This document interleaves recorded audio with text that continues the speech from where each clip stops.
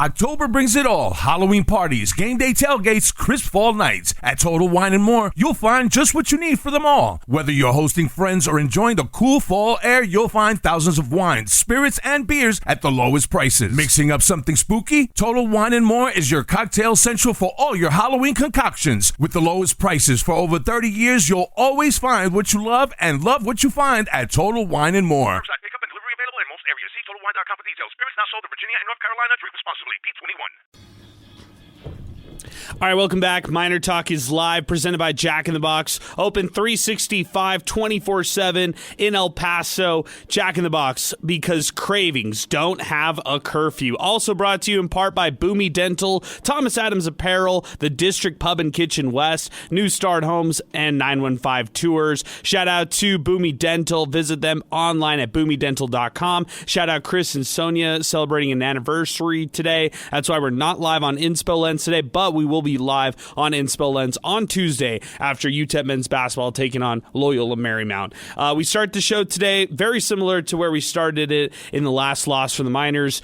Close game, but not, too close for comfort, all that kind of stuff, and just not able to pull it out at the end. Jacksonville State defeats UTEP 30-27, multiple points in which the Miners could have won this game. They went into the fourth quarter with a tie game, 20-20. Jacksonville State has a 64-yard touchdown drive that's capped off by a Cam Cook 1-yard rushing touchdown. They go up 27-20, and then the Miners respond. It was a 5-play, 74-yard drive, which was catapulted by a deep Skylar Locklear pass to Wandemi Davis Jr., which set up a 19-yard touchdown pass to Eric Willis III. That was 27-all for Miners and Jacksonville State. And then even though they had 0 penalties in the first half, the Miners' penalties started to creep up in the second half, and penalties really plagued them on that final drive defensively. Jacksonville State was able to move the ball methodically. They got a field goal out of that drive. They go up 30-27, and then the Miners essentially go 3-and-out, or 4-and-out, I should say, and their bowl hopes are gone. They're 2-7 on the season. They're now reeling on the year as well, and this is they just are who they are. They're a bad football team at this point, and 2-7 squad right here is disappointing for the Miners. I was thinking that they would be in a much better place here up to this point. They definitely had a chance to win this one, no doubt, and you can think of that in a positive way. They've got a chance and opportunity to go out there and win a matchup like this, but it's just like Kennesaw State, too close, yet they fall up. They fall short in the end when it's all said and done. The Miners losing today by 3 points. At points, it felt like this should have been like a 10-point game in favor of Jacksonville State. At other points, it felt like the Miners could really pull this one off. You could think you could point fingers of blame anywhere. It's too late in the season. Now at this point, you're just winning or losing, and I get it. Scotty Walden talked about improvements at the end, really harped on that and saying that he's truly seeing improvements on a week-to-week basis. Yeah, maybe in certain categories you are, but until you actually put together a win, I don't know if you can actually hang on to a lot of those quote-unquote improvements, and I think you just have to look at this team as who they are. A 2-7 squad who goes into their final 3 games of the season, which are all 3 winnable, Sal, but who cares if you're not in a bowl contention? Who cares if you're not playing relevant football in November? And I think at this point right now, they're just playing for, their seniors and playing to kind of get ready for 2026 here at this point. Yeah, you're playing out of respect to the commitment that everybody's put in pretty much throughout the year. So you want to finish on a good note there, but it's kind of sad that at this point, that's already been the feeling. Let me go back. It's kind of sad that this has been the feeling all along, but today was the nail in the coffin. Like, okay, now my feeling is validated about how this season is gone. I don't have to worry about so much pressure anymore. Just go out there and try not to look as bad. Because we've seen this team compete game in and game out, but just haven't been able to seal the deal. They'll find, opportunities, but they just can't capitalize on them. Yeah, and I feel like, we're just doing the exact same show from last week. We're doing the exact same reaction after the Kennesaw game. You can look at so many different points of this matchup, right? The one of 18, or I should say the one in this matchup for, or I should say 2 for 13. There we go. 2 for 13 on third down conversions. 5 of 7 on fourth down, though. They were 5 for 5 drive to start off on fourth down, and then look, just ran out in the end when it was all said and done. They they give up, two of those at the end. They couldn't convert on one long fourth down conversion. Then the last play of the game, they couldn't convert on fourth down as well. Red zone chances, Miners were 3 for 4. That didn't, work out in, the total favor for the Miners in the way that they wanted. Skylar Locklear, although he had 82 rushing yards, 2 rushing touchdowns, although he had 244 through the air and 2 touchdowns, he did throw another interception for a touchdown. And Sal, the stat of 4 touchdowns that have given up by the offense this year, that's a terrible stat right there when you look at it from a total standpoint. How do you win games? It's very hard to, especially when the side of the ball that you're good at normally doesn't. They're not supposed to score points. They're supposed to stop the other one from scoring points, and it's kind of like you flip responsibilities. So it's frustrating, man. These are 2 of the better teams in Conference USA that have a legit shot at playing for that conference championship. You're hanging in there, but not only are you players away, you're mistakes away on your end too. There's just so many things going wrong where it's kind of like when Coach Walden says that he feels that there's progression, and there may be, but now there's another area or another flaw that gets exposed that you got to correct, and then by the time you correct it, there's another hole that you got to go patch up. So it's kind of like a cycle this year. Our telephone number, 915-505-6009. Sal Montes, my co-host in the house. Andy Inestrosa producing the show as well here as we get things started on Miner Talk. You want to weigh in, you want to talk about this one, 915-505-6009. Similar to the Kennesaw game, don't expect a lot from our callers out there, our listeners out there tonight. It was a rough one if you're a UTEP fan. Not a lot of fans whatsoever. They called it 9,500 plus or whatever.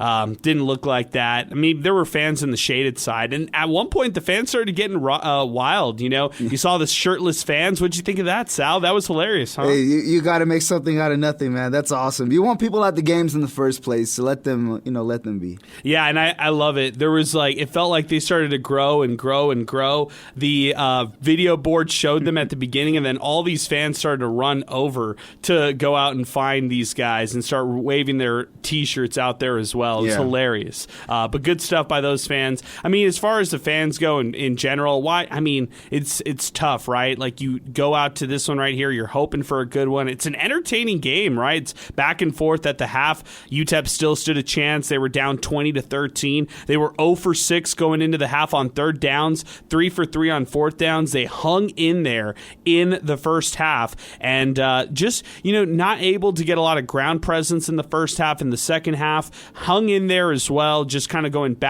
tit for tat with Jacksonville State. But good teams know how to close out games. This is a good team right there. This is a good program right there in Jacksonville State. And UTEP's still playing catch-up here, Sal. They're just trying to catch up and try to, have success on their side when, in reality, you're going back to the well that's already dry. And even if you're having to play catch-up and trying to, show tangible improvements, well, what about the teams that are already good up to this point? Yeah. It's not like they're going to take necessarily a step back. Jacksonville State came in on a mission. They wanted to become bowl eligible. They wanted to win in a bad way, and they got it. And I really like their quarterback in Camden Creel, who in this matchup right here, you look at his numbers, 134 on the ground, and then through the air, 181. He did have an interception, but he still totaled a touchdown as well when it was all said and done. His awareness in the pocket is insane, and it's going to sound counterintuitive because he did finish 15 for 31, so his passing numbers are not the greatest there, but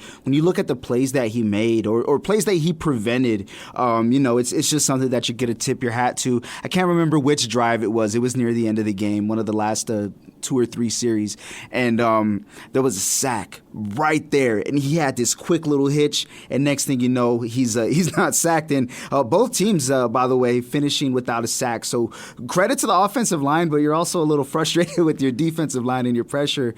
However, man, great stuff from Krill today. Very special player to watch. And, man, as far as Jax goes, Adrian, just to kind of peel off of them, how about this?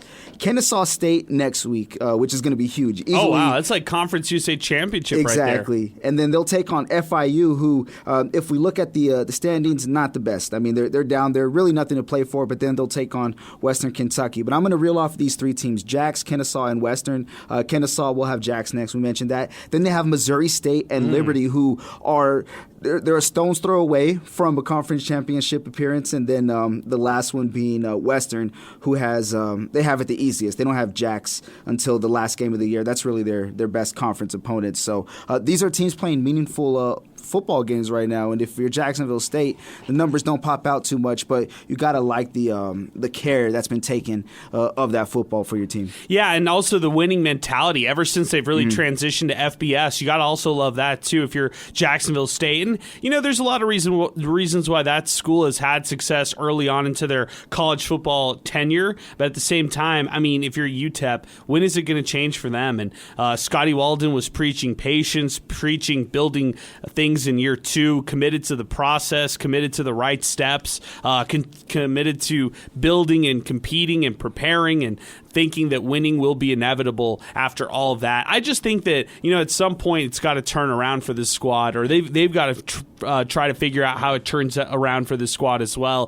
3 really winnable games to close out the year, and we'll see how, the Miners fare in these games. At Missouri State next week, home against New Mexico State in the Battle of I-10, and then at Delaware. I think they can go 2-1 to close out the year, and I don't know if that'll really matter, Sal. I just think maybe one of those games on the road they could steal it, and I do believe they beat New Mexico State in the Battle of I-10. But imagine this team goes 2-10. Like, imagine if they go 0-3 during this final stretch. There's been so many times where we predicted ahead and looked ahead for this squad and thought, can they win these games? Can they pull off 1 or 2? How many do they win of their last 3 games? Last year, they closed out the year positively, even though they weren't playing for much in the month of November. This year, they'll have to play with that same kind of spirit in order to try to get some wins under their belt. Yeah, they're going to have to. You want to finish on a good note, but I don't know, man. I don't feel as eager about the last 3 games of the year as many others. I mean, Missouri State just they're 4-1 in Conference USA right now. They're not losing. They came back to beat Liberty as they were trailing at the half 10-0, but they get the win there. They're 4-1 in Conference USA, and it's on the road over there in Springfield.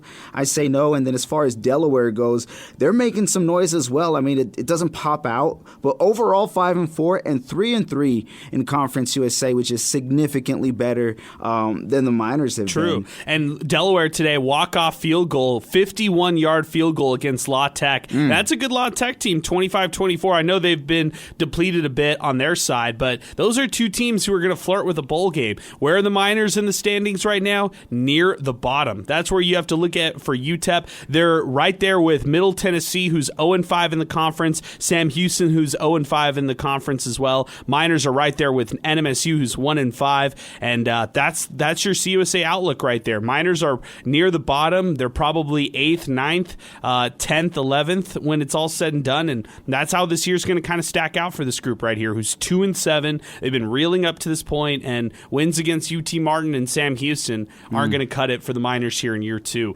Let's do this. Let's run down the actual game summary here. We'll go over some of the notes that I took.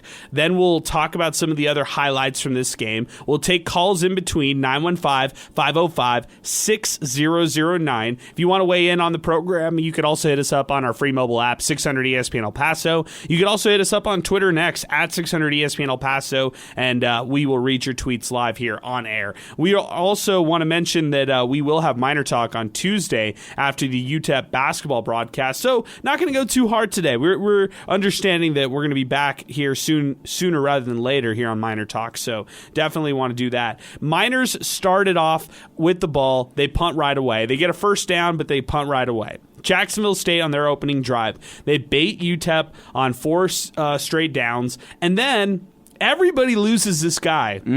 A receiver who's on the press box side of the ball. It's a fake wide receiver screen, 77-yard touchdown pass for Jacksonville State. The Miners respond literally the very next play. A Locklear to Wandame Davis Jr., a 75-yarder to tie things up 7-7. Jacksonville State drives it all the way to UTEP territory, and Solo Barnes comes up with an interception. Big stuff there for Solo Barnes, who's been playing great in that secondary for the Miners. Miners go go 3 and out after the turnover, couldn't capitalize off the turnover. Then Jacksonville State gets a couple first downs. Then a holding penalty gets them all the way back. They were in a first and goal situation, but a holding penalty pushed them back a little bit. The Miner defense was able to hold on, force a field goal, and then Jacksonville State took a 10-7 lead up at this point. 3 and out by the Miners offense, followed by Jacksonville State, who couldn't really do much on offense themselves. Then UTEP gets the ball back.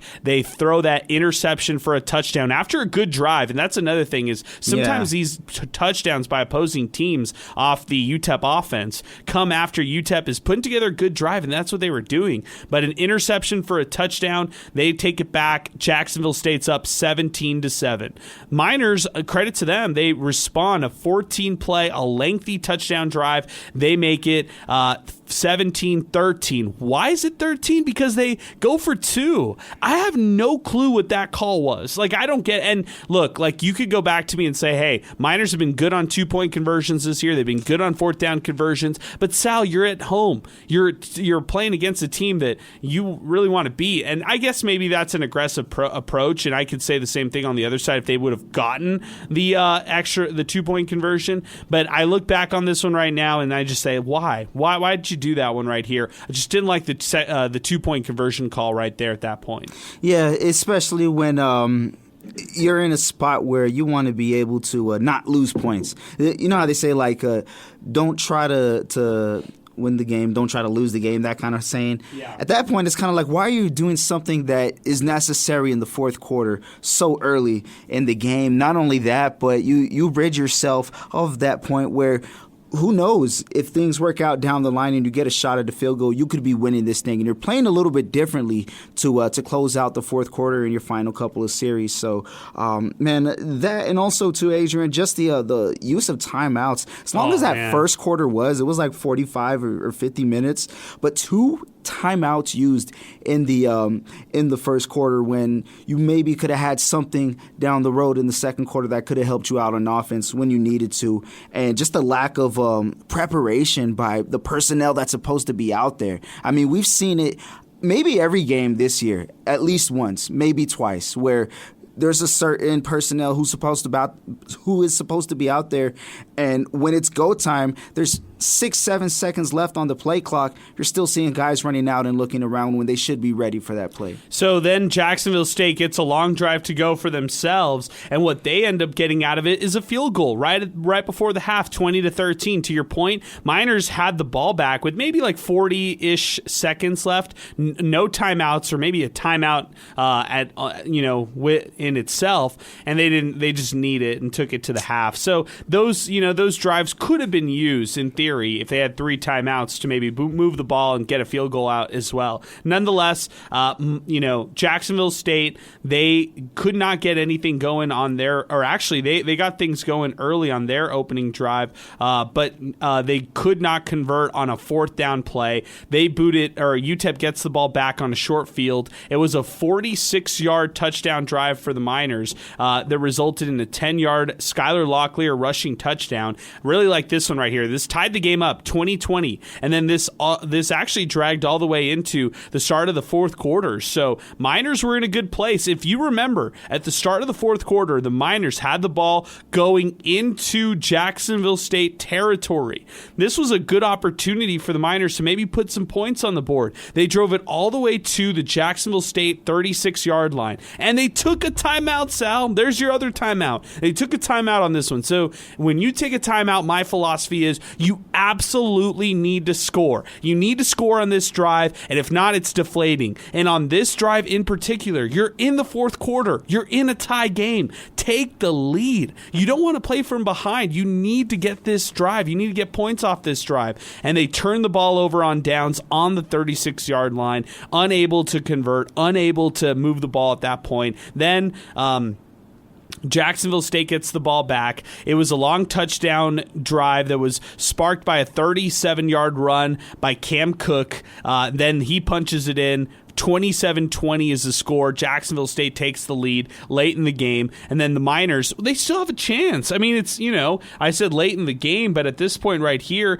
2:57, plenty of time to tie the game up, and that's exactly what the Miners do. It was a long pass to Wandemi Davis Jr., and that set up the 19-yard pass to Eric Willis III. Credit Skylar Locklear for dicing up the defense and responding at this point, because they were 27-27, then Jacksonville State gets the ball back, and like I mentioned earlier, a methodical drive that resulted in a field goal that ended up winning the game 30-27. Didn't like the last drive by the Miners, didn't like the play calling necessarily, and that's how it ends. Jacksonville State wins 30-27 when it's all said and done, and the Miners have to try to regroup and try to play inspired going into their final 3 games despite losing out on bowl eligibility. They're 2-7 on the year, that's it. And I don't know what we have to think about this team right here. I like the fact that we don't have any callers at this point. I think that shows you that it's a deflated fan base right now at this point, Sal. I think what you have to realize is that people have kind of checked out, they moved on, and at this point, I don't really blame them. Like, this feels like it's Groundhog Day. It feels like it's the exact same thing you saw last week from UTEP, and it's just coming up short in key moments. Like, even if they had an opportunity, even if they had a chance to really hang in this one, they didn't do their part in order to win this one on their side. So disappointed by the outcome in this one when it was all said and done. Yeah, it's loyal fan time, and that just means like, hey, only the loyal fans are going to be the ones out there. They're only going to be the ones talking about the team, and it doesn't matter your level of loyalty to a team. You just want people out there when it comes to filling up the stands, and UTEP very, very far from reaching out to those, and they're at the point where, unfortunately, some fans are. The diehards, some of them are backing off, and it's not just it's like compound interest that's negatively affecting you. It's like interest on a credit card or something, where the balance just gets higher and higher, and it's like, what do we even do at this point? So, man, it's tough football because you feel like there's new ways that this team, loses these games. Jack in the Box brings us MinerTalk, thinking way outside the box and open 24/7 because cravings don't have a curfew. UTEP Zay is in the house. Zay Galindo, after the Jacksonville State 30-27 loss.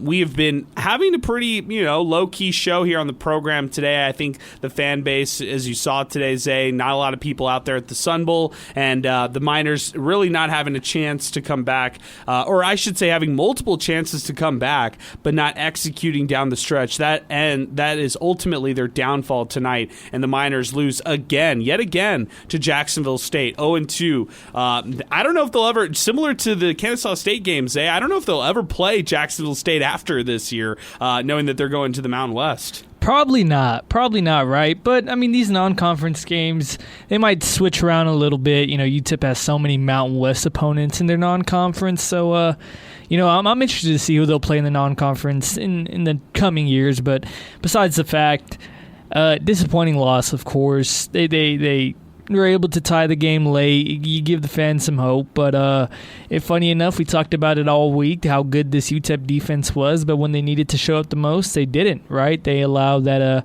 big run from Kappa. A big run from Kappa right there on that last drive that really kind of ended things. They were able to force just a field goal, but nonetheless, too little too late, and that's the story of this UTEP team, especially at home. Yeah, I mean, I'll say this. As far as what we saw from Creel and Cook on the ground, they were able to dice up UTEP's run defense in a big way.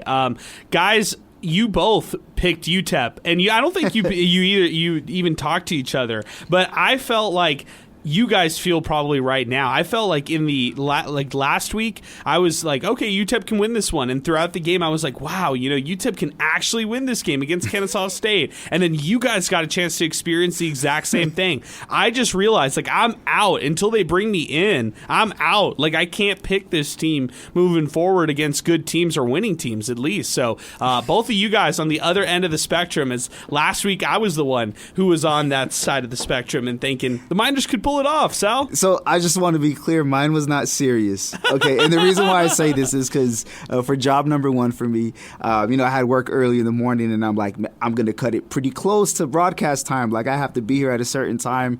And I told Adrian yesterday, man, like, if it all works out well, I'll get here 15 minutes before we start. This is a true story. So, I told him that yesterday, and then today I'm texting him. I'm like, I have 45 minutes to get there, and I made it here, like 11:25. Yeah, it's super easy. So I text you like, I'm transitioning my clutchness to them, and they're going to win. So that's all that it was about. I got them close. I'll say that. Yeah, I think that's fair. Zay, any thoughts? Yeah, I'll take this UTEP team 9 times out of 10. I don't hate my pick, It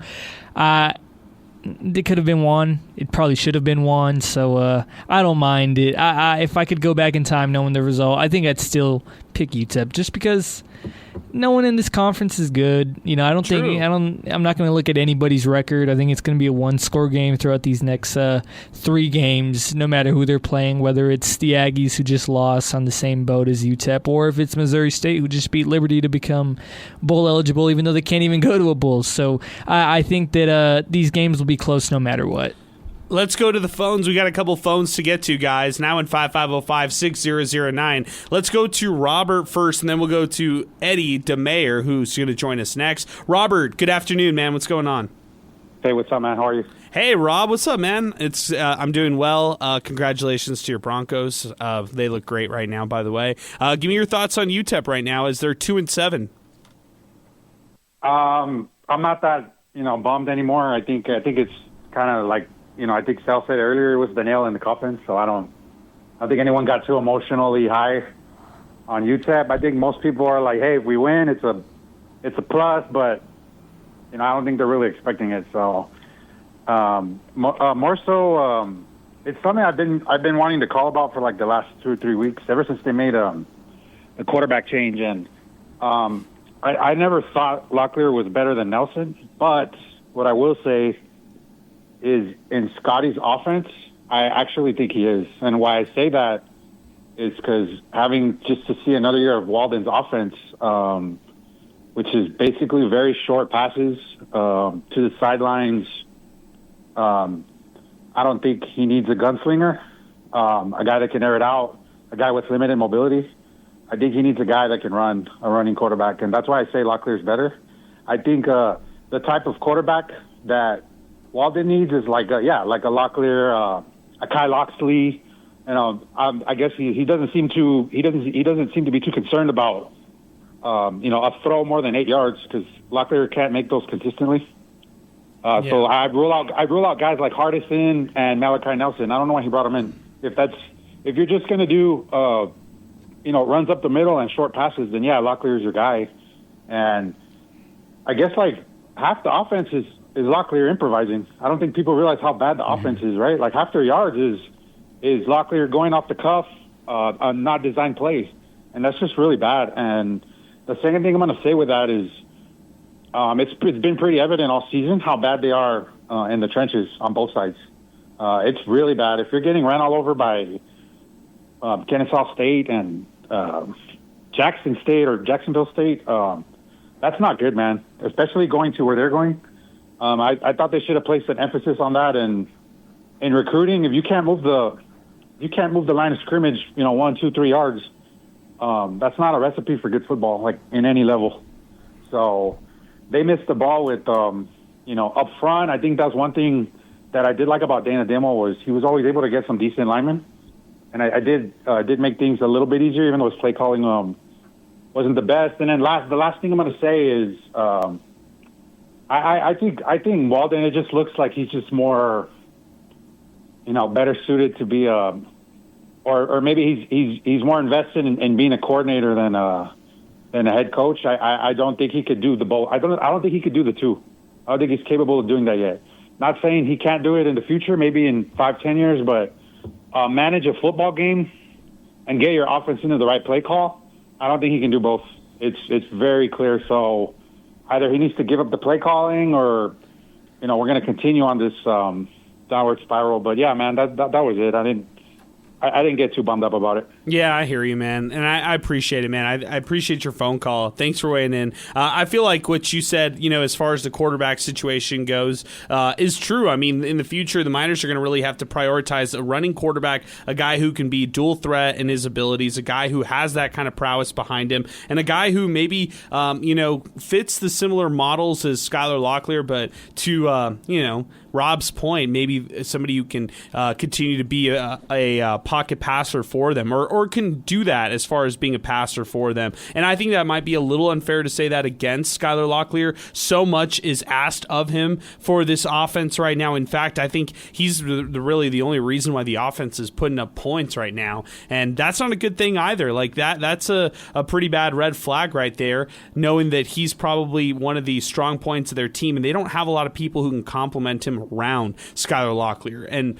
that's going to be a challenge going into the offseason. How do you get that offense with better talent, with better personnel to roll out for next year? Is it simply injuries? I don't buy that necessarily. I think there's other factors behind it, and they haven't really found a consistent run game all year long. Receivers just didn't, pan out the way that I think they thought they would going into this year. There have been some emergence from others or from certain players, but from a totality standpoint, it just hasn't hit, for this offense this year. Let's go back to the phones. We got full phone lines, 915-505-6009. Next up with us is Eddie Morelos, who's joining us next. DeMayer, who's joining us here on the program. Eddie, were you one of the shirtless guys in the stands here today? I was trying to be, but they wouldn't let me move from my own seat. But I wanted to get over there because it was a growing crowd, and I had a good pump, at the weight room before the game. There you go. And I was like, I fit right in with those guys. But that was super neat. That was probably one of the neatest things of being there at the game. One thing I'm going to mention, Adrian, is it's been talked about all year long, and the previous caller just said it, the play calling. Once again, very disappointing. You already mentioned about going for the 2-point conversion, and I'm just going to throw this out there. It was tied 27-27 late in the game. Does it cause a different mentality in the opposing team if it's 28-27 at the end of the game? Probably. That's a question. Does it put a little bit more pressure instead of it being a tied ball game? The Miners have the lead, those kind of things. And I agree with the previous caller. I don't see Scotty Walden as a head coach. He wants to be the play caller, then be the play caller. Don't, if you want to be the hype man, then be the hype man. Again, I'm with the previous caller. I don't know if he can handle both right now. He's very young, 30, 35 at the most, whatever his age is, and maybe he will be able to do both at one point in his career. But right now is not the time, and I really hope the Miners figure it out. However, I will say one more thing.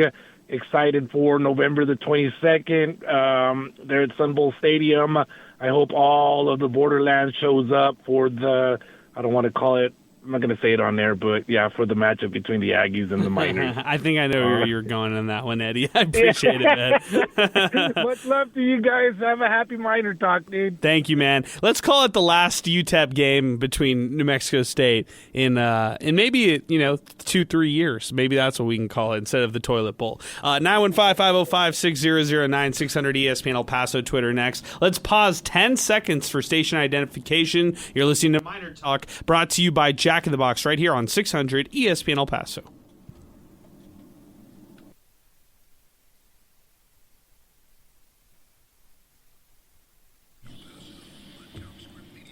Nine 505-505-6009. I'll get our guys to react to all these calls as well, but let's go to Enrique, who's next with us. 915-505-6009. Enrique, what's going on? Good afternoon. Hey, Adrian. It's good to talk to you guys again. I will tell you, I was one of the guys up there, one of the shirtless maniacs up there. There you go, man. See, we finally got somebody up here. So you were the one who was keeping this up and making this go. It was a lot of energy up there, and I really felt like the team was feeding off of it. It was a lot of fun. Tell me what you thought of this game. I just want to hit on something real quick, Adrian. Something I want to remind all our callers. This is Scotty's second year. You guys are holding him accountable as if he's been coaching for 4 or 5 years here already at UTEP. This guy has moved from an FCS school to an FBS school. We saw the growing pains from last year, but this team, this coach, his staff, has definitely grown from last year to this year, and he's definitely seen what it's take to compete at an FBS level. John Teicher touched on it earlier. Price touched on it earlier again also during that press conference with Scotty Walden. They're staying competitive.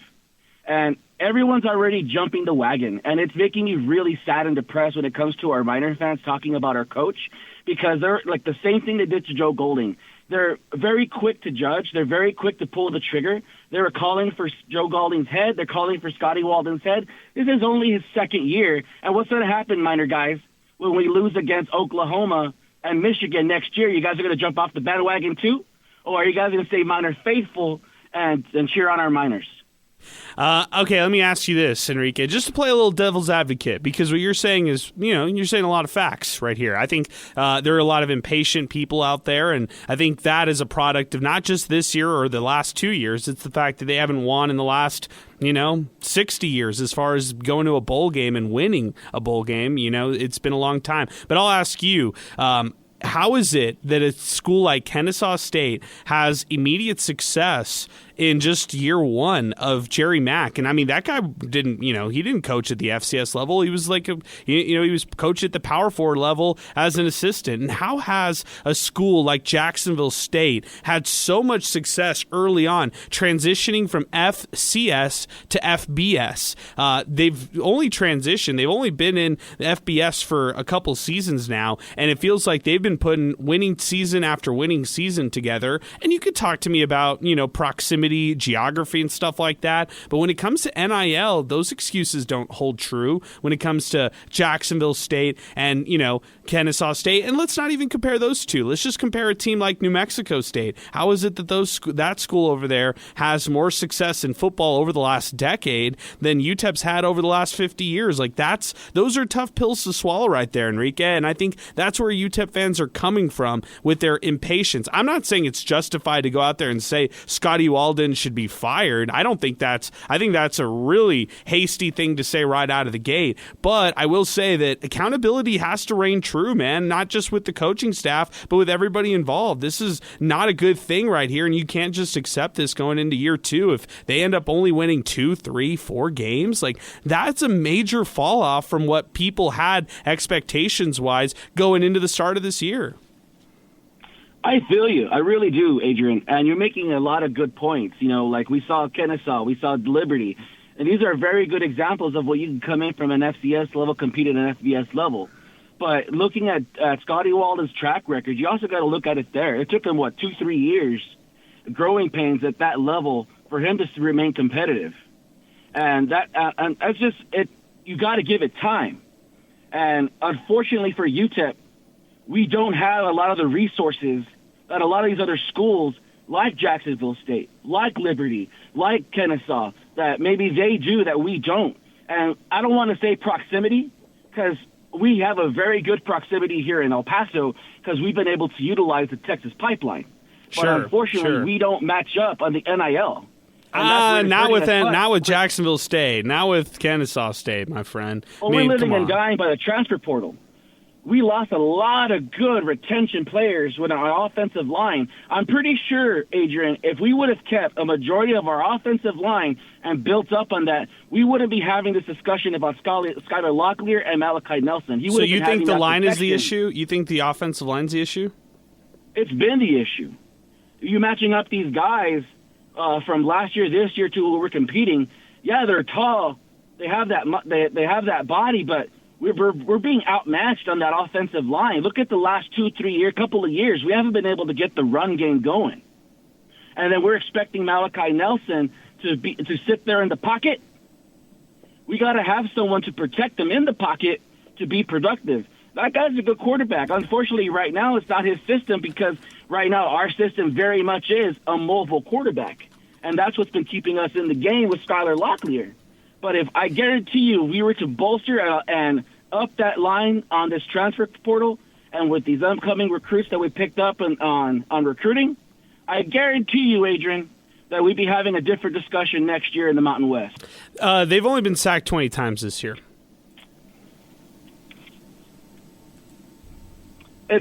We haven't been able to open up the run game. I mean, that's fair. I'm an old school guy. I'm an old school guy. You know, I grew up in the old Miner days where you would pound the rock. And then, of course, you know, we're not always going to be graced with Jordan Palmer. And kudos to him for being inducted to the Hall of Fame today. But, you know, I really believe that Malachi Nelson has the potential to be our Jordan Palmer.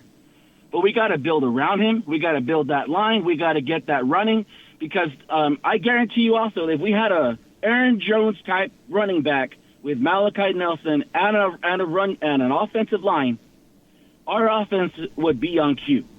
And we would not be having these type of discussions right now. In fact, those haters were talking about Scotty Walden wouldn't be calling for his head, but they could be calling him a genius. Fair. Enrique, I appreciate your phone call, man. Thank you for weighing in. And yeah, you're entitled to all your opinions. You're entitled to your thoughts. Sal, go ahead. You give us your thoughts. I mean, that's a lot to take in. It's basically I disagree like, on the line. I disagree on that. I mean, and I disagree on Malachi drop Nelson Aaron being Jones the quarterback. Let's not even go NFL Aaron Jones. Let's go UTEP Aaron Jones. Drop him on any college football team.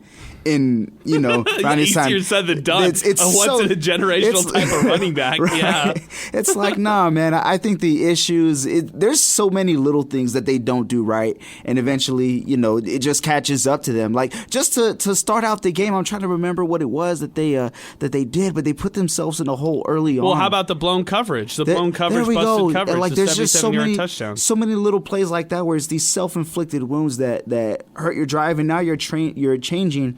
You're changing up your game plan from what you normally want to do because you're in a hole that you shouldn't be in at that point. It's just like I don't think it's necessarily the offensive line. I don't even know, man. I think lack of preparation and lack of execution, just all around being in the right place at the right time, and then when you are in the right place, capitalizing on that moment. Zay, the moral. I mean, I think Enrique went a lot of different places on that phone call, right? But the basis of the phone call was to talk about patience with Scotty Walden under year 2. Your thoughts on that? I think I agree. You have to be a little patient, but right, you make the right points. NMSU won in year 1 of Jerry Kill, and they won even more in year 2 of Jerry Kill, right? And before that, they won with Doug Martin, who wasn't really that good. Yeah, they won a bowl. They won a bowl game there, so that's more than UTEP can say. And I think that New Mexico's winning.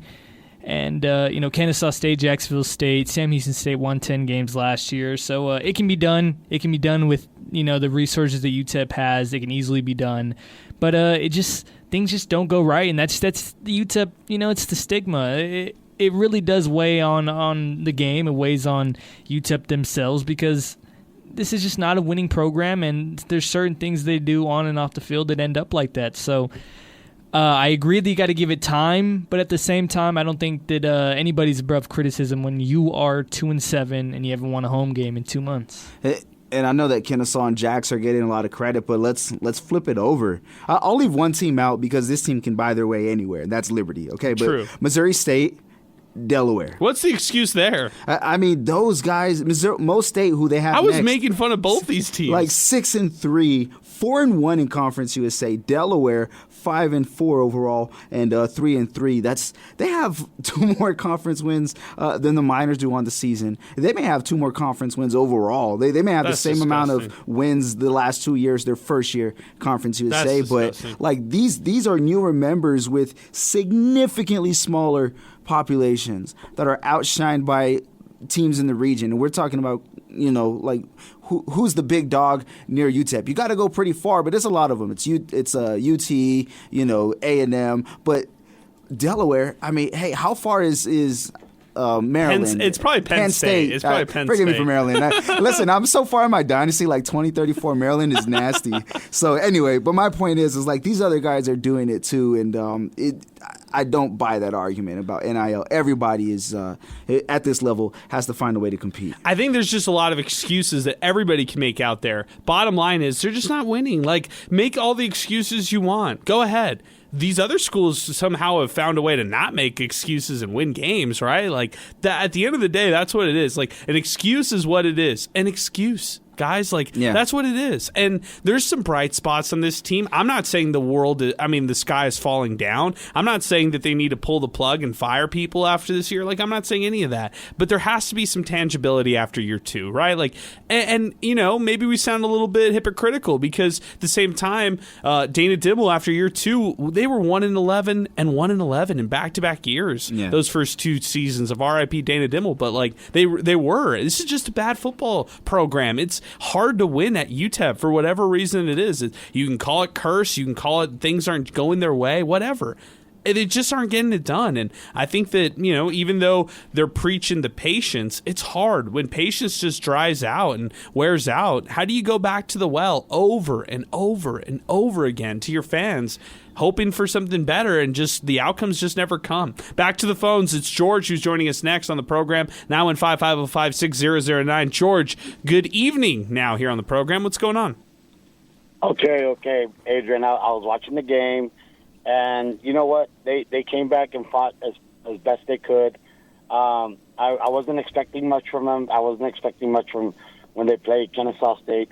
It's been a lot of close games. They could have won because of coaching decisions and going in on 4th down and stuff like that. That puts your defense at a very hard place to try and defend. I do agree with the caller before. You got to be patient. It's not like basketball. Basketball, you can recruit and get more players, better players. Football takes a little more time. I'm not all out. I mean, this is a pretty bad team. But you know what? I've seen it with Dana Dimel. I've seen it with Mike Price. I've seen it with several other coaches. And unfortunately, we don't have a good running back.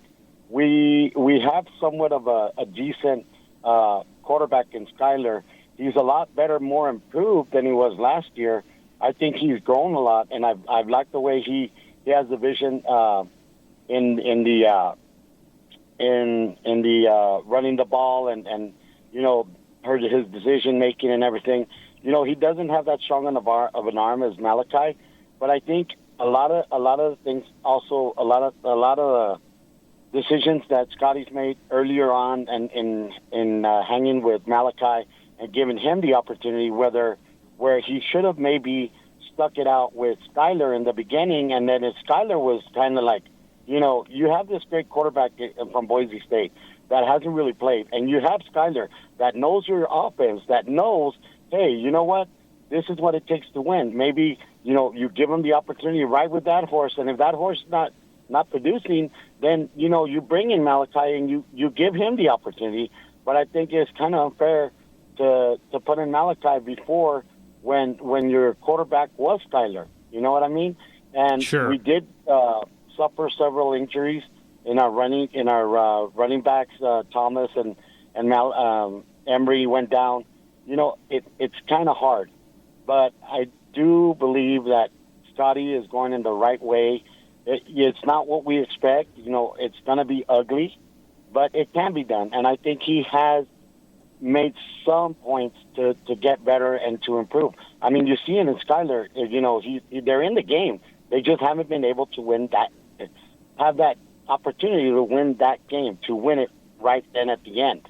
That's a good point, George. I mean, I'm going to bring you guys in on this because we haven't really touched on this right here. Skyler Locklear, he does it on the ground. He does it through the air. He has the turnover. But, hey, Malachi Nelson had the turnovers too. So, if you want to talk about turnovers, they were having turnovers before Skyler, and they were having turnovers with Skyler. So I'm not faulting him too much for all of that right there. Could you make the argument, say, that they're doing everything right with Skyler except winning? Like, he's done everything right in his second year with the Miners except actually win more games under his belt during this stretch right here? No, I don't. I really don't see a big improvement from Skyler from year 1 to year 2. Okay. I do think that he's the reason UTEP's in a lot of these games, but he was the reason UTEP won the Kennesaw State game last year. He was a big reason why UTEP won the NMSU game last year. And the other big reason was Cam Thomas. He's out this year. And I just think that the play calling doesn't help him. Yeah, it really doesn't. I think that there was a lot of plays.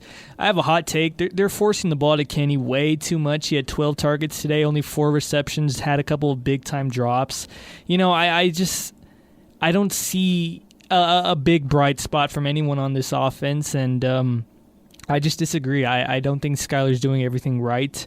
I see the bright spots still. You see the potential, but he needs to put it all together. He has not been as consistent as he needs to be, and 16 of 32, 240-something yards. Yeah, it's not a bad stat line, but he just needs to be better. He needs to be better. Sal, how do you see it?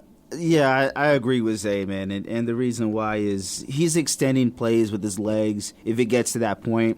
But I use like that fourth quarter analogy. It's kind of like Skyler's getting by on these do-or-die situations. And it's like, man, it's middle of the second quarter, and he's putting his body on the line. And unfortunately, man, it's a dangerous style of play that could catch up. You don't want to see it catch up to him, but he's willing his way with this offense. It's just a bunch of second and third efforts. But let's just say the play is progressing properly.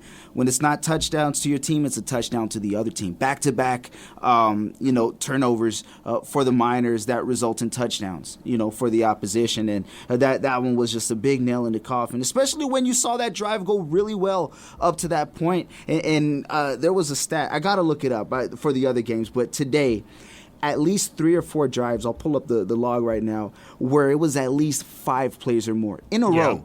3 or 4 drives in a row that had 5+ plays.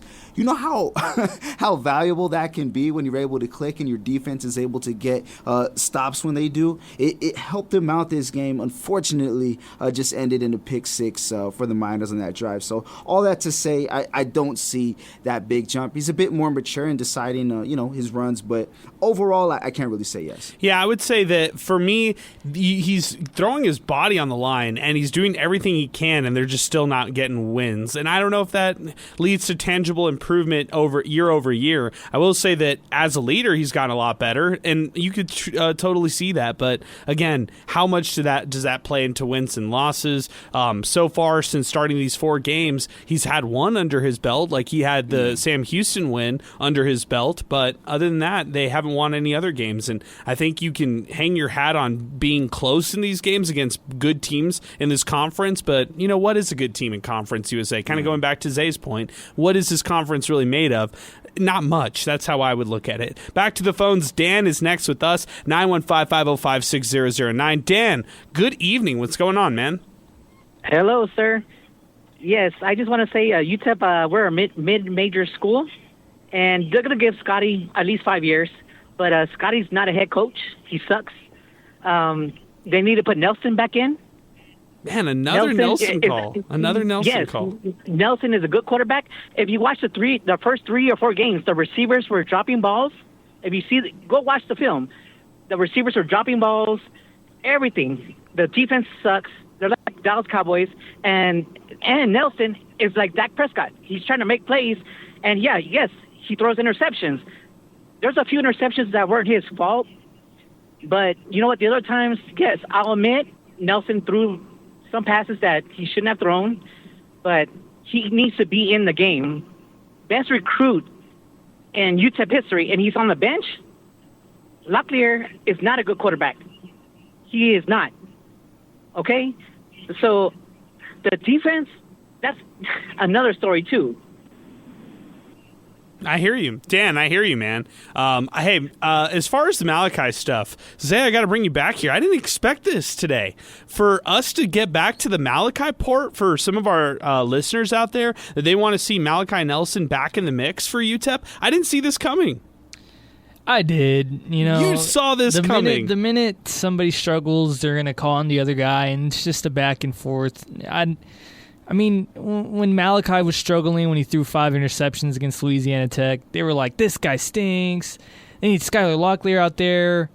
And then the minute Skyler Locklear isn't, a crazy great quarterback. I mean, he lost the battle to a guy who threw 5 interceptions in one game. What were we expecting Skyler Locklear to do? Come in, miraculously save the season, lead UTEP to a bowl win? The fact of the matter is UTEP has 2 quarterbacks, and none of them have really shown a huge, anything, Yeah, right? they haven't jumped. Their wins are a UT Martin win for Malachi Nelson, an FCS school, and Skylar Locklear's win was on the road against Sam Houston, who hasn't won a game. So, I mean, neither of them have really proven anything, and yeah, I think we need to stick with one guy, and I think that one guy is Skylar Locklear, because I agree with one of the previous callers said, Malachi Nelson just doesn't fit in this offense. You saw it from the struggles against Louisiana Tech and Louisiana Monroe.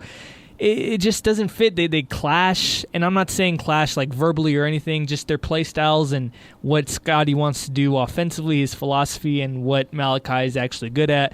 They just clash, and they don't clash in a good way. So I do see the Malachi Nelson talks coming. I mean, that's just how football fans are. The minute somebody struggles, you want to put in the flashy 5-star that you have, but you got to rock out with Skylar.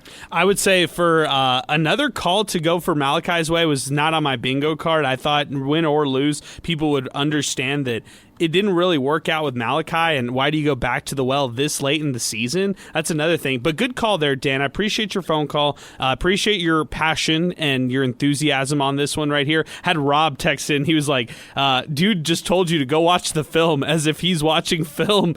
I was at the game. I didn't need the film. I was at the game. I watched the whole thing myself, so I don't need the film right there. I appreciate Andy and Estrosa screening all the phone calls, by the way. Let's keep it moving. 915-505-6009 as we got another call ringing in here on the program. 600 ESPN El Paso on Twitter and X, and 600 ESPNElPaso.com. Back to the phones we go. Bobby is next with us. Bobby, good afternoon. Actually, I should say good evening. I've been saying good evening recently. Good evening, Bobby. What's up, man?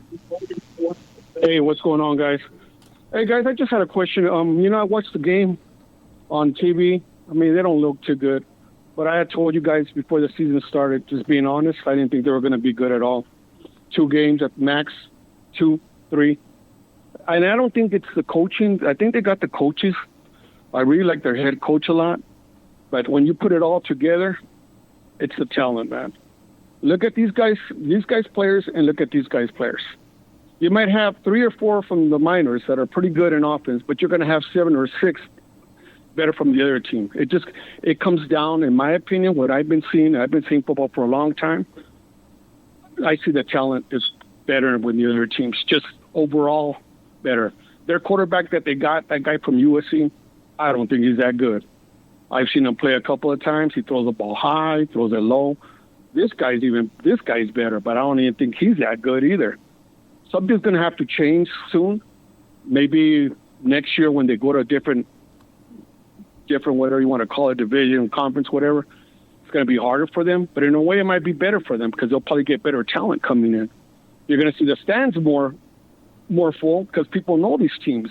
They don't want to see a Louisiana Monroe. I don't want to go pay for a Louisiana. I want to see a team that I've seen for years and years win or lose. You know what I mean? Sure. As long as the Miners keep on trying and trying, that's all that I want. But I can see it's not there, man. That's all I have to say. Appreciate it, Bobby. Thank you for weighing in. 915-505-6009. Full phone lines right now as we continue. Louis is going to join us next, and then we've got Brian. Our show is presented by Jack in the Box, by the way. Also brought to you in part by Boomy Dental, Thomas Adams Apparel, 915 Tours, the District Pub and Kitchen West, where we were at earlier today for the MinerTalk tailgate. Appreciate everybody stopping by today. It was a lot of fun, and we'll continue here on the phone lines here in this Saturday evening here on the program. Louis is next with us. Louis, good evening. What's up, man? Hey, good evening, gentlemen.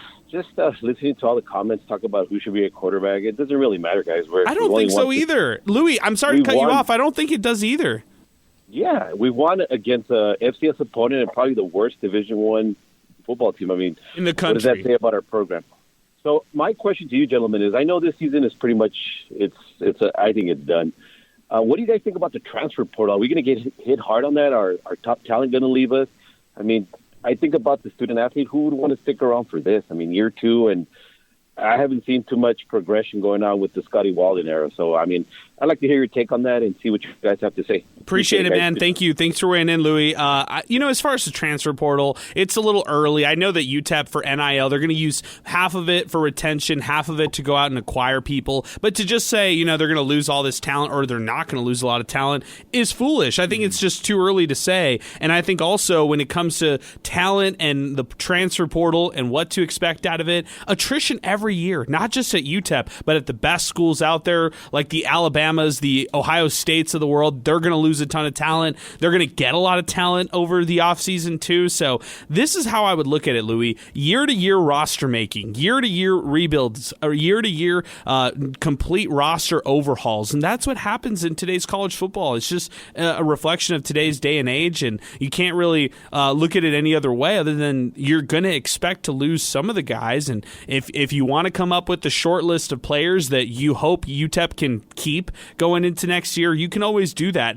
And what does it mean if they lose a lot of the players or they don't lose a lot of the players? Like, what does it truly mean? If they lose everybody, you can spin it and say, well, they need better talent. They need to go out and acquire better people in the offseason, in the transfer portal. But on the flip side, let's say they retain everybody. You could spin it negatively and say, well, do you really want everybody back from this year's squad that had a losing record? A lot of different ways you can look at it, man, and I think it's hard. It's a little bit more difficult than it is to just say how many guys are simply going to the transfer portal, how many guys are simply going to leave here at UTEP. Back to the phones, it's Brian who's joining us next. Brian, good evening, man. What's up?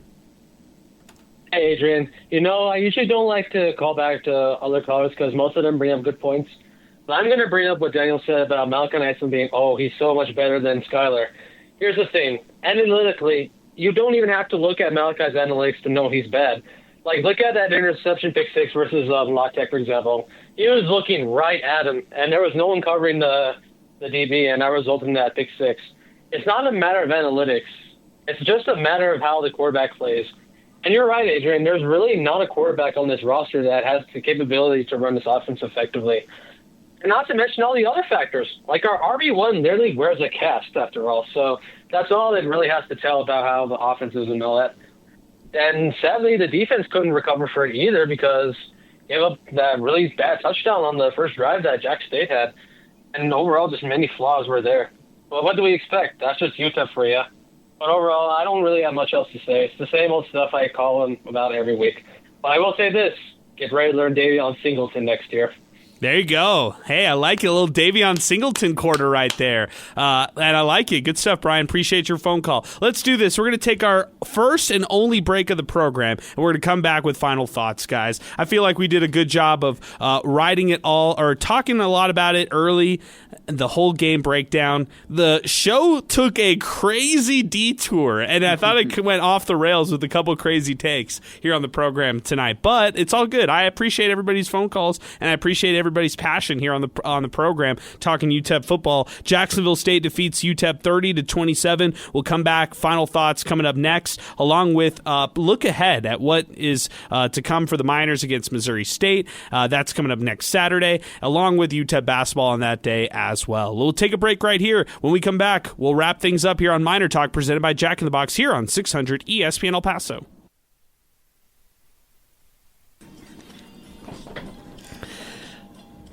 All right, welcome back. Miner Talk continues. We're winding things down. Appreciate everybody here in the building. Co-hosts here on the program, Sal Montes, Zay Galindo, along with Andy Inestrosa, who is producing the show, screening the phone calls, making sure everything sounds great behind the glass. Our telephone number, 915-505-6009, 600 ESPN El Paso on Twitter and X, and 600 ESPN El Paso, our free mobile app. Let's get to all the comments coming into the program. Pinky chimes in. That final Miner offensive play. Actually, Kenny Odom dropping passes didn't help. Didn't get it. They needed a field goal. Snappy. Another year, another bowl-less season. Hopefully they beat New Mexico State. What else is there? Brandon Vaughn. It's so frustrating seeing first-time head coaches in Conference USA have success, and Scotty Walden will most likely go 3-9, hopefully again in year 2. Only see NMSU as a possible win this year. Poncho. The day the offense shows up, sort of, the defense doesn't. Embarrassing that a team that became FBS a couple years ago is the top conference USA, and UTEP football is still looking for a season with more than 3 wins. At least UTEP men's basketball looks promising. #MinerTalk. Your thoughts, Zay, on the fact that the offense shows up, sort of, and the defense doesn't? I feel like every time I buy into this defense, it kind of disappoints me. They're good. They're a good group, but they gave up 275 rushing yards today, and that's unacceptable. You can't have that. And especially, like they said, the offense kind of just showed up today. I picked UTEP because of the logic, hey, best unit versus best unit. I'm taking UTEP's defense, and kind of backfires on me. But nonetheless, I still think they have a lot of potential defensively. The thing that I see, they don't have a pass rush at all. Like, their pass rush is pathetic this year, and I think their D line has just kind of deteriorated throughout the year. I think they've kind of just gotten worn down, and that's unfortunate because I really looked at that group as one of the better on the team.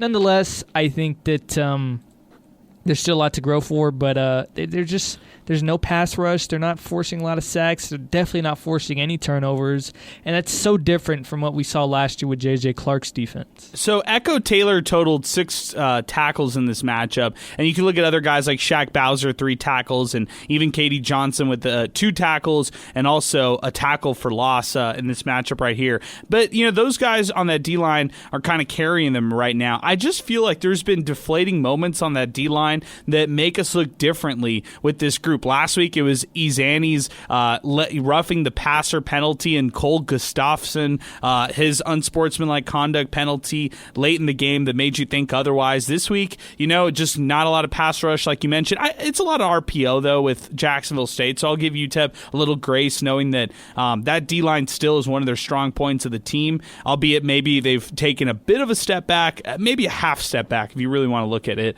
and you want to be picky. I'll still say this, that their production is solid. I don't like the 3-man fronts. I saw a lot of 3-man fronts on that D-line tonight, or today I should say. They need to go 4-man. They're not big enough to go 3-man here when it's all said and done. So I want to see that change moving forward, but still bought into this D-line moving forward. Chris chimes in. Time to turn the page to UTEP basketball, maybe next year. Luis Velez, our offensive-minded coach with the worst final 3 plays of the game burns a timeout because his offense can't get set with the game on the line. Total high school level coaching. Ugh.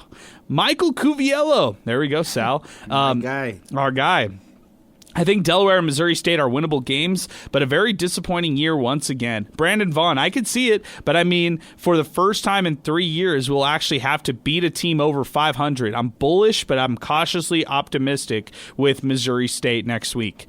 This is from Manny David. I gave football a pass this season. Same with basketball. I'm counting down to next year in the Mountain West. Football and basketball, like a kid counting down to Christmas. #MinerTalk. This is coming in from Ridge Eagle, El Paso. Wish list for next year is to see UTEP recruit an actual quarterback and Walden to actually have an offensive coordinator / quarterback coach and let him focus on head coaching duties.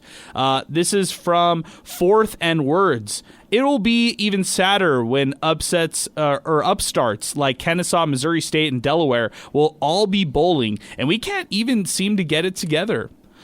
This is Trey Pollitt's football has hit rock bottom under this high school coach. This is coming in from Snappy. This has to be a new caller with a funny face on it. Snappy, MinerTalk, live look at the caller saying to trust the process, and it takes 5 years.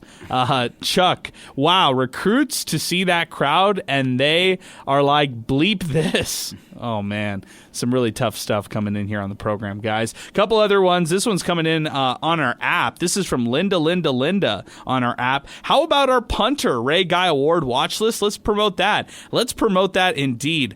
Noah Botsford today, and I tweeted a lot about him. Noah Botsford, 4 punts, average of 54 yards and a long of 70, guys. 3 inside the 20, and the long of 70 is the longest punt UTEP's had since, get this, 2013's Mike Ruggles. Sal, when's the last time you had a Mike Ruggles conversation? You know what? We got to be serious, man. We really do. And whatever. I don't care. But you got to take any win you can get. But if we go back maybe like the last 20 years or so, yes, this is like the best stretch of special teams as far as kickers and punters go for UTEP. I mean, we're going back to Reagan Schneider. Zay doesn't like this one. Zay doesn't Reagan like this Schneider, Gavin Beckley a couple years ago, Botsford, an amazing punter this year. Like, I'm going to take those wins, okay? Just kickers and punters that shine. We're not going to talk about any others. We're not going to talk about Buzz Beats Bearcats and stuff like that. No way. So ignore that. But I'm loving this goated kicker punter that we've been seeing. Okay. Zay, thoughts? Quick thoughts. Yeah, because I could go on and on about this. No, I just have to say no. No. Man, that's funny. My dad texted into the program. Can we call the Scotty, the people who are all taking off their shirts and waving the shirts around? He said he has a nickname for them, the Scotty Skins. What do you guys think? Because Scotty Walton did go shirtless at a basketball game. The Scotty Skins for all the guys who ran up and went shirtless.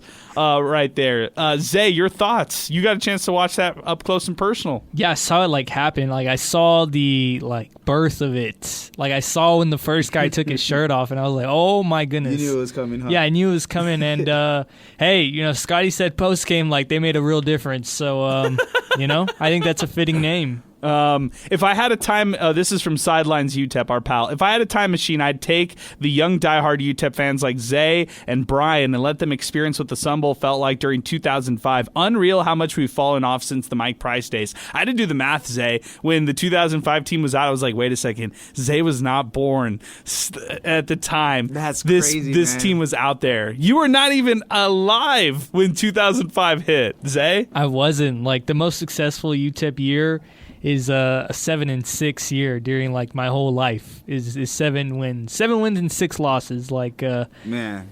Yeah. And isn't it crazy, Sal, that they're hanging banners and recognizing 8 and 4 teams? You know what's wild? Yes, it is, by the way. To answer that question, it absolutely is. But, hey, man, it's UTEP. You got to take what you can get, considering all the winning that hasn't happened here. But to Zay's point, when you were saying, man, he wasn't even alive, there's been times where we're working, doing whatever game, and we'll just blurt out random names, and then I'll say a random name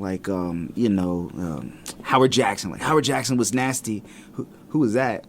Or stuff like that. Not exactly him, but I forget. He wasn't around for it. I'll mention a random name, and we'll have to pull up very pixelated YouTube videos for him to maybe see who it is. So, Hey, you know who I also feel bad for? Samir Montes, who has not experienced any wins. He's all in on the Lions, man. It's all good, bro. He doesn't even know about UTEP. Yeah, you're the dad of the year, God then. bless him, yeah. Yeah, good. Evil Adrian Broadus at Evil UTEP Burner. This is very bad, but I hate that I expected this, though. It's just a circle of doom for the Miners. Wake up, Adrian. You were right with this team being a gimmick and bad. Ugh. He had a funny Alberto hashtag on that one that was hilarious. Julian, does Walton clear out the entire quarterback room this offseason except for Warner and take a swing at a JUCO transfer portal quarterback this offseason? I have no clue what they do at the quarterback position. Who cares? Honestly, the quarterback position has been so scrutinized at this show, and I just don't understand why. Pete Byrne, I'm a lifelong UTEP fan. Also, I'm paralyzed from the waist down and have been in a wheelchair for 29 years, but today I was finally able to walk enough to turn this bleep off. Ain't God good. Oh, man. Now the burners are out, too. Hashtag MinerTalk. Oh, yeah, it's a rough night, It's a rough day, and I felt it 2 weeks ago, guys, or whatever, a week and a half ago, whatever you want to say, when UTEP lost against Kennesaw State, and I believed, and this one I didn't believe. So I feel at least a little emotionally detached from this matchup right here. At the same time, it's still a bad loss, and it's one that you feel like you think you could win if you're a UTEP. It's one that you had hoped at some points that they could make it happen, but yeah, ultimately they didn't. Miners will turn the page. It's Conference USA's Missouri State, who won today. Sal talked about it earlier. And guys, we'll go around the room. We'll even ask Andy. Andy will ask you as well too. How many games do the Miners win to close out the year? We'll do game by game. Okay. So at Missouri State, we'll start with you, Zay. I think they win. Okay, win. Sal. I don't, man. I think Missouri State's a lot tougher than they appear. Okay, loss for Sal. Andy, win or loss, Missouri State? It would be loss. Okay, loss. I got a loss as well. Versus New Mexico State, Battle of I-10. I got a win. Zay. Yeah, I have a win. Sal. I got a loss, man. Wow. No, because I got to be different. And Okay. also, can we admit it's basically a coin flip? It's a coin flip game. Right, It's an absolute coin flip game. Yeah, you guys chose Andy. one side, I chose the other. Battle of I-10. I would say like a close loss for sure. Close loss. Wow. Okay, at Delaware to close out the year. Sal, where are you going? I'm going loss, man. Losing out. Losing out. 2 But we and got to 10. be real. 2 of these 3 teams remaining have something to play for. Yes. Whether Yes. it's some stripes on their belt or something ahead of them. These are the newest members of Conference USA. They want to put their foot on the neck. So it's going to be very hard for those games. Andy, win or loss at Delaware? I would say like a win for sure. Okay, win. A win. sure. For sure win on his side. Zay at Delaware. I'll just say a win. Say a win. You're saying this team wins out. Zay, I am. Zay, you're not done with this team. You're not done with this team. Guys. A 5-7 to close out the year. 5-7. Look, that's what I want to. That's what I want you to tell hear me. me out, okay? All these games are coin flips. Sal said the NMSU game is a coin flip, and yeah, sure, they are coin flips. But the good thing about coin flips, you have a 50% chance to win. And I might as well go against the grain. I might as well go opposite of Sal, and I'll say they're going to win all 3 of these because I've said it before. No one, and that includes UTEP, no one's good in this conference. You guys can let Missouri State fool you with their nice little 6-3 record. They're terrible. UTEP's terrible. This conference is terrible. So anything can happen on any given Saturday. And I've learned to be more optimistic in everything. And I'm going to take the optimistic side and say, even though UTEP's terrible, I think they'll win these next 3 games. Okay. He has them winning out. Sal has them losing out. I'm going to say L in the final game at Delaware, and Miners go 1-2 to close out the year, 3-9 to finish out the season, and going into the offseason just like that. So we'll see what happens, guys. But I feel like that's a fitting way to close out the show. Actually, this is the fitting way to close out the show. Zay from Joe Chacon, he says, I got to hang out with some Miner greats today, and I ran into UTEP Zay. These games give me a chance to not fall asleep too late. Did you see my Miner tat on the Jumbotron? They asked me to show it. Hashtag MinerTalk, hashtag Miner Inc. crew. And there you go. Joe Chacon. Fitting way to end the show right there. At the buzzer, throwing in a tweet with us here on the program. Jacksonville State defeats UTEP 30-27. That'll do it for us here on the program today. For Andy Inestrosa, for Sal Montes, for Zay Galindo, I'm Adrian Broadus. We are back in action on Tuesday as UTEP basketball takes on Loyola Marymount. Should be a fun game. Thanks again to Jack in the Box as our presenting sponsor here on the program. We'll be back in action on Tuesday right here on 600 ESPN El Paso.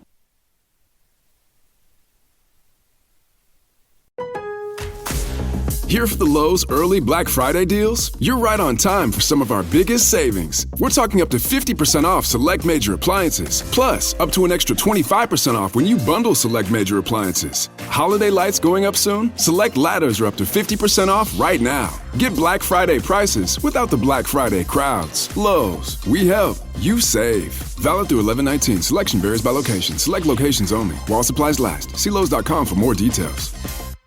Since 2011, American Giant has been making everyday clothing with extraordinary effort. Not in far-off factories, but right here in the USA.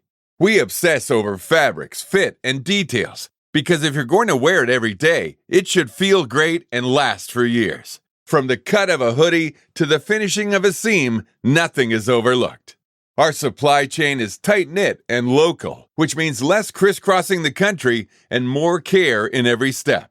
The result is durable clothing, t-shirts, hoodies, sweatpants, and denim that become part of your life season after season. This isn't fast fashion, it's clothing made with purpose by people who care as much about how it's made as how it fits. Get 20% off your first order with code STAPLE20 at American-Giant.com. That's 20% off your first order at American-Giant.com with code STAPLE20. AI agents are everywhere, automating tasks and making decisions at machine speed. But agents make mistakes. Just one rogue agent can do big damage before you even notice. Rubrik Agent Cloud is the only platform that helps you monitor agents, set guardrails, and rewind mistakes, so you can unleash agents, not risk. Accelerate your AI transformation at Rubrik.com. That's RUBRIK.com. October brings it all. Halloween parties, game day tailgates, crisp fall nights. At Total Wine & More, you'll find just what you need for them all. Whether you're hosting friends or enjoying the cool fall air, you'll find thousands of wines, spirits, and beers at the lowest prices. Mixing up something spooky? Total Wine & More is your cocktail central for all your Halloween concoctions. With the lowest prices for over 30 years, you'll always find what you love and love what you find at Total Wine & More. Curbside pickup and delivery available in most areas. See TotalWine.com for details. Spirits not sold in Virginia and North Carolina. Drink responsibly. B21.